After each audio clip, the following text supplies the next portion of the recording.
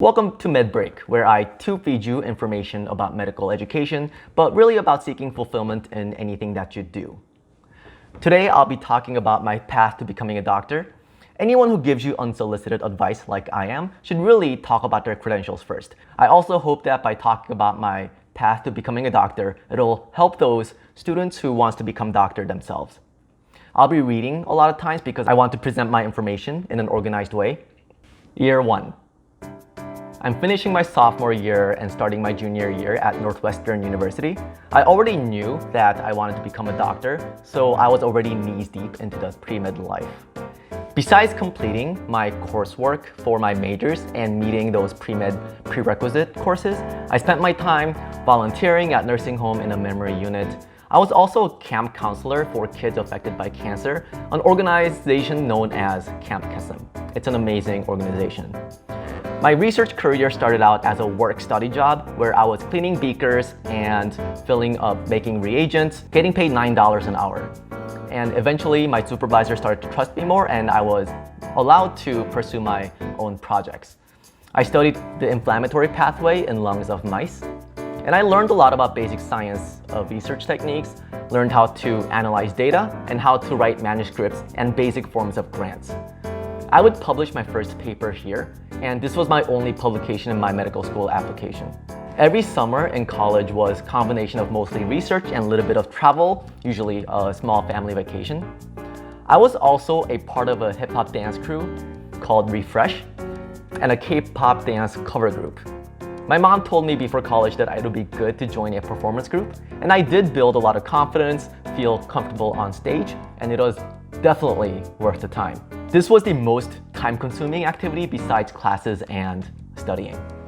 I also shadowed doctors whenever I could. I shadowed a total of 19 doctors throughout my undergraduate career, and I kept a diary of what I saw, learned, and felt. And I advise that you do the same so that you remember these things come interview time. I also tried to get a six-pack, a goal I'm still trying to achieve 10 years later. I was blonde, I had a stud in my left ear. On my free time, I would play tennis with my friends, go to karaoke, bars. I would enjoy the downtown Chicago, and we played lots and lots of card games and board games. Year 2, more or less doing the same thing, so I won't go into the details again. I will go over my medical school application later. I took the MCAT at this time and got 33, the old MCAT. This is 90%, equivalent to 514 in the new MCAT. I took the MCAT again and got a 32. My score decreased. My verbal score would not budge. I should have read more growing up. My undergrad was really fun. Really busy, but fun. Also looking back, I realized how immature and foolish I was. Year 3. I planned to take a gap year so that I could build up my clinical experience, retake the MCAT for the 3rd time, and take a little break. I graduated from Northwestern University, magna cum laude. For my gap year job, I was a clinical research coordinator for an amazing internal medicine clinician researcher at Feinberg Medical School, who basically ran clinical trials for patients with peripheral artery disease. $40K was my salary. It was the first time holding some sort of a real job, so I was obviously super excited. I worked with hundreds of patients, some of whom were really sick. I got to visit their homes sometimes to collect data and draw blood. A lot of my coworkers were female, and I remember having very deep conversations about The Bachelor that season. Sean and Catherine still going strong, and they have 3 kids. The MCAT that I retook for the 3rd time, I got 33. So this is when I applied to medical school. I will summarize my medical school application now. I did a double major in Northwestern, biochemistry and communication sciences and disorders. My GPA was 3.87. And my science GPA, I don't quite remember, but I remember it being around 3.6 something. My MCAT, again, was 33. And here was my list of experiences. You can pause the video and take a closer look. For those of you not interested, just skip right ahead. The wording on here isn't what I exactly used. I edited it for this video. The ones with asterisks were my most meaningful activities. Pre-meds will understand what that means. My personal statement was really good according to my pre-med advisor at Northwestern, but don't they say that to everyone? I got letter of recommendations from my research mentor, a science professor, my English professor, a hall government supervisor, and a doctor that I shadowed. I applied to 24 MD schools. Year 4.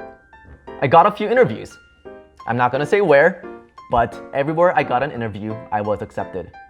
I decided to go to University of Wisconsin School of Medicine and Public Health for its reputation, its proximity to my parents' house, and I got an in-state tuition because I'm from Wisconsin and it was part of a Big Ten school. Compared to Northwestern, the school spirit at University of Wisconsin was ridiculous. Before starting medical school, I visited Korea. It seems like I go there about every 5 years. My first year of medical school started with a white coat ceremony. The first 2 years of medical school was book learning and anatomy. I learned by dissecting cadavers of those who generously donated their bodies for medical education. Besides studying, I joined the ethics board. I thought I'd be reviewing like ethical medical cases, but it was more about student conduct, like cheating. I didn't know that when I applied for the position, but I got it, so I went with the flow. I volunteered in the school's free clinic run by students. I joined a few specialty student groups for the academic funsies, and I started looking for a research mentor. For now, I decided to pursue ENT, but I was really okay with any field that kills cancer. Because all medical students knew each other and we were more or less going through the same thing, medical school felt more like a high school rather than an undergrad without the popularity contest. During a short break, my family went to Universal Studios in Florida, and that was a lot of fun. Year 5. After completing first year, we got about 2.5 months as summer break, and this would be the last summer break in our lives. I joined a prolific physician-scientist's lab to study therapies for thyroid and neuroendocrine cancer. My summer led to 3 publications that I got to present at a conference in Vegas. Afterwards, I went to Hawaii with my family. When school started back up again, I was back studying 8 to 12 hours per day, on top of attending classes and small groups. We started learning about organ systems and diseases more in depth. At this point, I was the president of a couple specialty interest groups. I was also a Little Sib, Big Sib coordinator, where you're paired with an underclassman and an upperclassman to help you navigate medical school. We were super busy, but we played volleyball every Tuesday. I wanted to continue to conduct research when I become a doctor, so I needed to continue to grow my research skill set. So I applied for a research year with 2 very prestigious national programs called HHMI, Howard Hughes Medical Institute, and NIH. After being waitlisted at both, I was rejected. Year 6. After finishing my second year of medical school, we studied for a very important exam called Step 1. I studied around 14 to 16 hours per day for 2 months. I won't really reveal my exact score, but it was between 245 and 255. Not bad, but nothing to boast about. After Step 1, this is when my family went to Hawaii for a week, where we attempted a 100-mile bike ride. So I don't know what I exactly did during that winter break. Maybe that was the Universal Studios. Doesn't matter. As a third-year medical student, we started seeing patients for real in various rotations. This would include internal medicine, pediatrics, OB-GYN, surgery, neurology, psychiatry, and the rest of the fields. We were always placed in teams with attendings, residents, nurses, technicians, therapists, and pharmacists. It was very exciting, but tiring and stressful at the same time. After doing several rotations, I decided to pursue radiation oncology. It's okay to have an idea of what you want to do before doing your clinical rotations as a medical student, but just know that it might change. Year 7. I finished my third year of medical school, and this is when you take another board test called Step 2. There are 2 parts, the written test and a mock seeing a patient type of exam.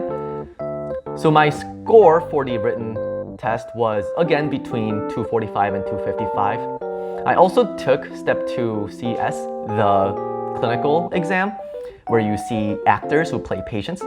It costs $1,300 to take the test. And it's a test that is pass or fail, with a pass rate of 95% for MD candidates in the US. So basically, you're paying this much to take the test, and they only fail about 5%. And you can only take it in one of 5 centers in the US. I thought that was ridiculous. I took it in Chicago and passed. And they give you a lunch during the test, and I took all the leftover cookies to make up for the $1,300. I applied for the same research year programs, the HHMI and NIH for the second time, and I got into both this time and decided to go with HHMI. And this is an excellent program that used to exist for medical students, but they got rid of the program 2 years ago. They allow me to choose my research mentor, so I decided to work with the same research mentor I worked with during the summer between my first and second year of medical school. I would move to Birmingham, Alabama, to UAB, because my research mentor moved there to become chair of surgery. It was my first time living outside of the Midwest. A week after moving to Alabama, I met a girl. She was from St. Louis, doing a 1-month away rotation at UAB as a 4th year medical student. We clicked right away. I asked her out 2 weeks later. She had to go back to St. Louis after finishing her month, but we saw each other as much as possible. She even did another rotation at UAB to spend more time with me. After 6 months, I asked her to be my wife. I was working 12 to 16 hours in the lab, and she was a huge emotional support for me, and she still is, obviously. Our wedding would not happen for another 1.5 years. To avoid making this video about our love story, I will just list all the places we traveled to during my research year. But if you want to follow the story of 2 doctors starting a family together, please follow us on Instagram. To take advantage of being in the South, we went to places all over Birmingham, Alabama, obviously, Atlanta, Memphis, Lexington, Nashville, Destin, Florida, and New Orleans. New Orleans? We tried to find the best rib, and the winner was St. Louis. We love you, Pappies.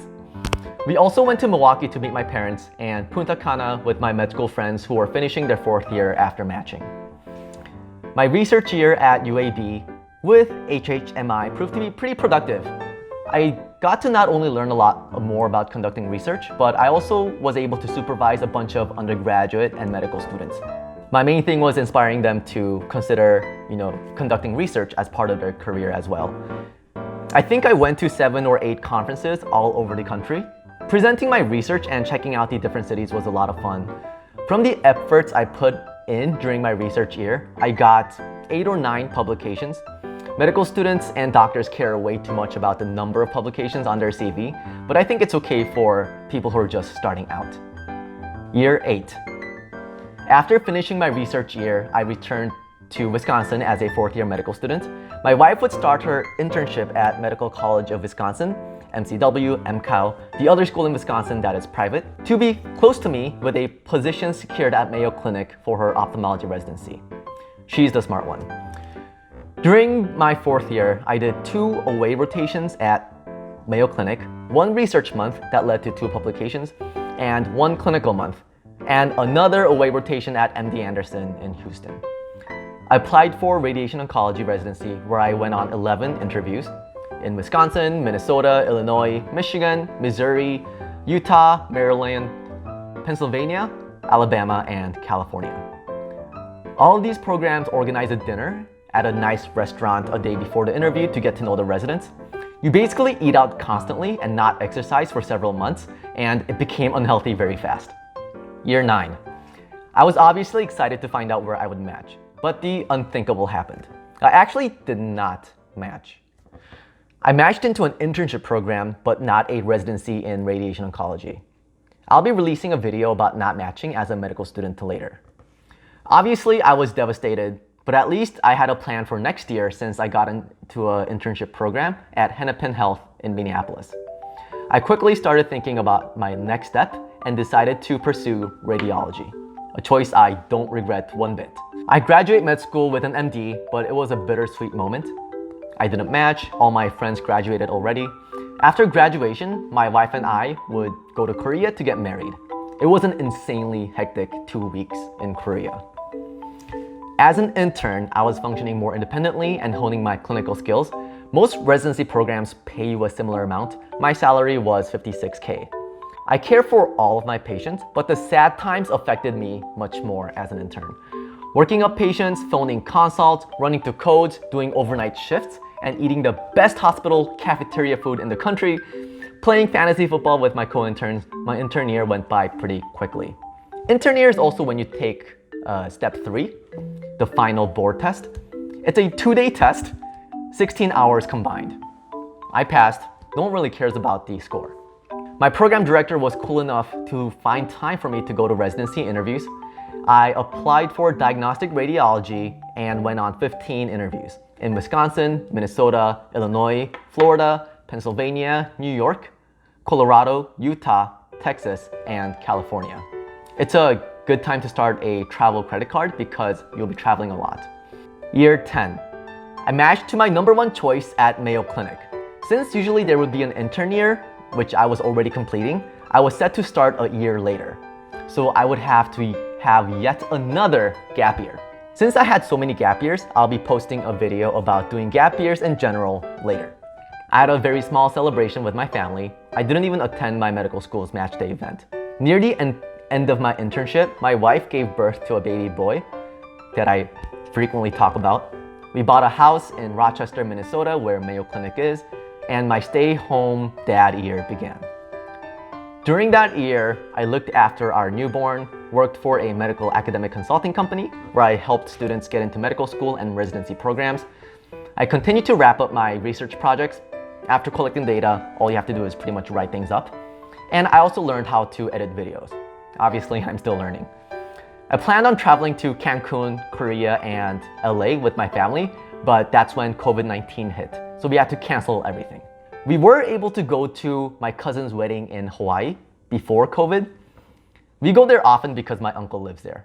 In 2020, we celebrated my son's first birthday. I started my diagnostic radiology program at Mayo Clinic, and my son started going to daycare. I'm excited to be resuming my training at the nation's top hospital with a group of amazing co-residents. I couldn't have done it without my family and my mentors. Once someone becomes a resident, the path is pretty clear. Residents will do their thing, and barring some very unfortunate events, in several years they'll become attendings, or a fellow, and then an attending. I'm pretty sure that's what's going to happen to me. I think the best coaches are the ones who have struggled. You can't really learn how to hit a baseball from Mike Trout. He'll just tell you to look at the ball and swing. There's a lot of tinkering and figuring out when you're trying to become something. Those of you who are working at it, you got this, keep going, it'll work out at the end. I hope that my experience and this channel will help you also figure out how to get to where you want to go. I hope that this was helpful to you. Thank you for watching. If you have any questions, leave them in the comments below. Now, go back to your studying.